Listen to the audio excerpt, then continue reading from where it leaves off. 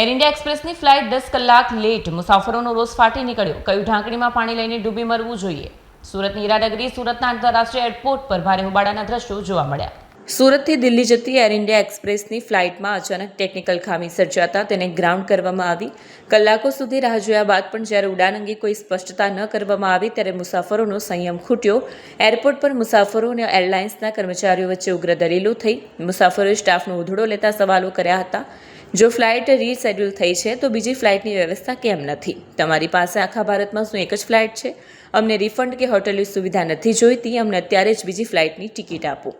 એક રોષે ભરાયેલા મુસાફરે તો ત્યાં સુધી કહ્યું કે આટલી મોટી એરલાઇન્સ હોવા છતાં અને ઇન્ટરનેશનલ એરપોર્ટ પર નવી સેવાઓ શરૂ કર્યાના દાવાઓ વચ્ચે આવી બેદરકારી શરમજનક છે. દિલ્હીથી ખાલી ફ્લાઇટ કેમ નથી બોલાવતા? ઇન્ટરનેશનલ એરપોર્ટ છે તમારું અને એમાંય પાછી નવી ફ્લાઇટ ચાલુ કરી છે. શરમ આવી જોઈએ, શરમ. એર ઇન્ડિયા એક્સપ્રેસ ઢાંકણી પાણીમાં ડૂબી મરવું જોઈએ.